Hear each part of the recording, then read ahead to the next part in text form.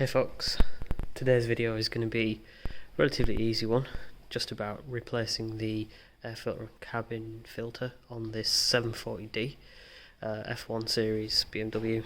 Really easy job, so we'll start off with the air filter and then move on to the cabin filter. It's actually outrageous how much money BMW charge to replace the air filter for people. I think it's criminal, so I'll show you just how easy it is. Step one, going to be pop open the hood using the lever down at the driver's side. Open up the bonnet, and the air filter, if you didn't know, sits right underneath this engine cover in a housing towards the back of the engine. So lift off the engine cover, so you can do that with one hand.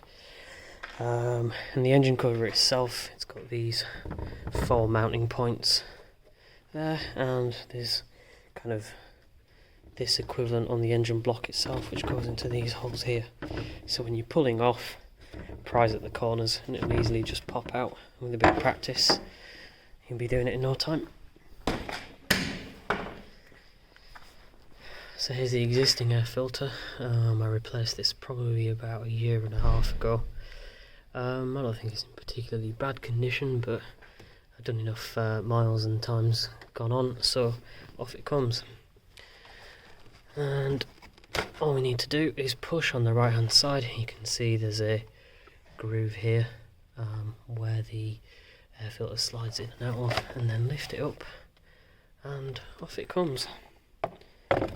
Simple as that. And if we take a look at the condition of the filter itself, well, that's doing exactly what it needs to do, protecting any debris from going in. If I look at the inside, from what I can see, actually doesn't look too bad. I'm going to check the ducts in the housing and make sure there's no big pieces of dirt trapped there, and it doesn't look like it. Great, so let's get on with replacing that. It was a man filter that was in there before, and it's going to be a man filter that it gets replaced with as well.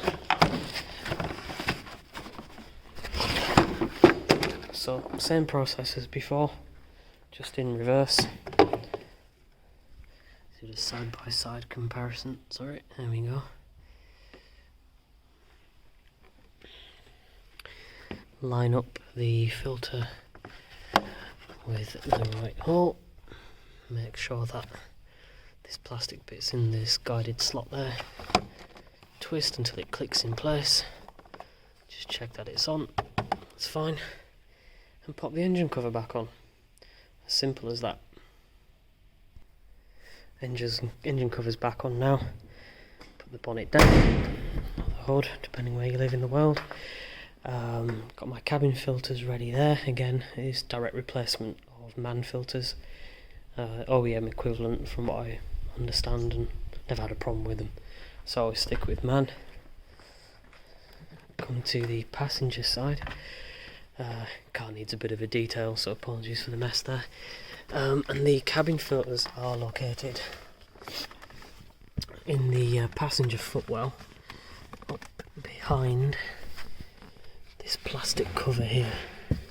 So to take this plastic cover off, there is one Torx screw there, one Torx screw there, and one Torx screw there on that carpet. So I'm just going to put my phone down, grab the right Torx bit, undo those screws and remove the plastic cover. Alright, I believe it's a T15 size socket, so now I'm going to put the camera down again and let's get these screws.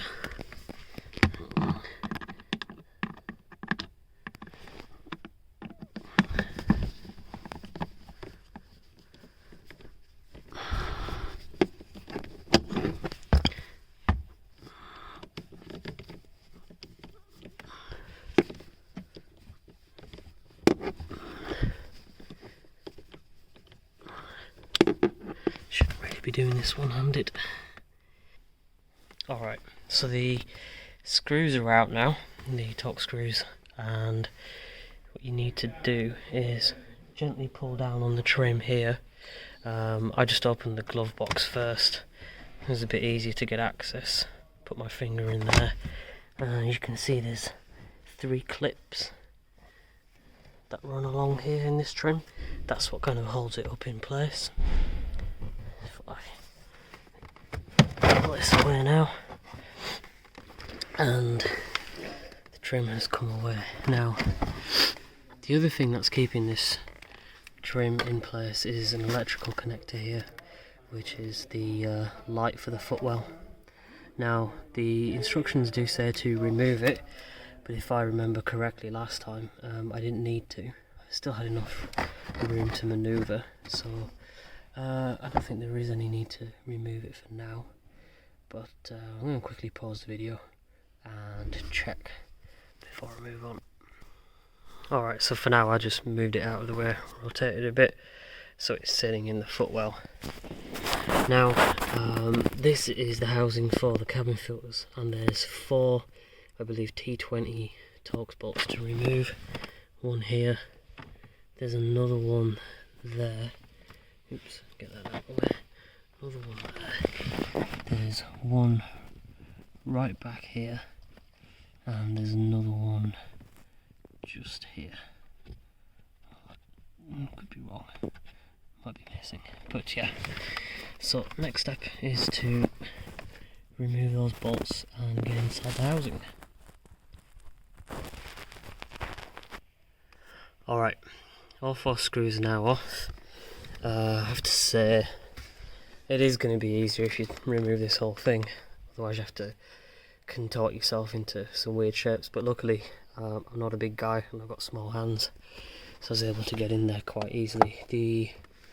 You can see the 4 holes on the bottom of the cabin filter housing, which gives you a better idea of where they're placed. That one in the corner, probably the hardest to get to, because you gotta lay on your back and put your head in towards that part of the footwell to really see what you're doing.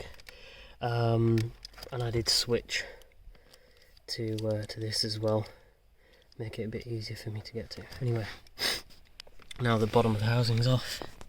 There you can see where the 2 filters are located, and it should really be simple as moving that out of the way and then pulling them down out of situ. That's the first one out. Making note of direction of the airflow, so it's towards you as if you were sitting in the car. Actually looks incredibly clean, probably didn't need replacing, but given the length of time that's passed, best off doing it. So that's out. I'm not going to be able to film and replace with one hand, but you can sort of take my word for it. That's how it goes back in. Give you a better look up there. All looks relatively clean and fine. So in goes the new one there. Same process applies. Take this one, old one out, replace with the new one. So second one out as well. Again, doesn't really look to be in particularly bad condition, but the new one's in now.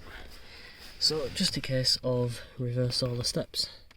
What I will do is I will put at the bottom of the housing on, hand tighten all the screws, and then tighten with the socket set, with the ratchet, sorry, and put the trim piece back on, and job done.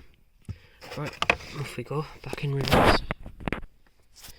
Alright, bottom of the housing's right back on. I kind of followed star pattern, so I went with this one first, back on there, then this one, and then the one back here. Yeah, definitely easier to make sure that you and tighten them first to be sure that they're going in correctly. And something that I actually forgot to mention was at the back of this housing here. I don't know if you can just about see it on the video. There's a kind of a lip here at the back and some plastic tabs at the bottom of the housing. You've got to make sure that the lip, that the tabs go inside the lip, otherwise the housing isn't going to sit in there correctly. It'll become really obvious when you take the bottom of the housing out how it fits together. So yeah, last step, put the trim piece back in place. So to put the trim back in place, pull this carpet away first, pull the carpet away first, push the right corner in, and there's some plastic tab back there which sits into a little holder, another lip, same on the right hand side. Just make sure they line up, and then these metal clips here, make sure they all line up with their respective holes, and you should be able, sorry about the video, should be able to push back in place. Oh, it's kind of popping back out. Right, I'm going to put my phone down, make sure they're nicely lined up, and then screw that back in place. Trim piece back on. I would recommend putting in the screw in that corner where the carpet is first, and then putting in these two there. But yeah, simple job, easily done. And again, BMW tend to charge a fortune for doing that job, and these filters don't cost much either, probably about £30–40 depending on which ones you get. I got the activated carbon ones. You might not want those, or you might want the one that's the Freshers Plus, which has got the antibacterial coating on it too, and they look yellow compared to this, but I don't think that was necessary in the climate I drive in. But hope you get on just as easy with yours.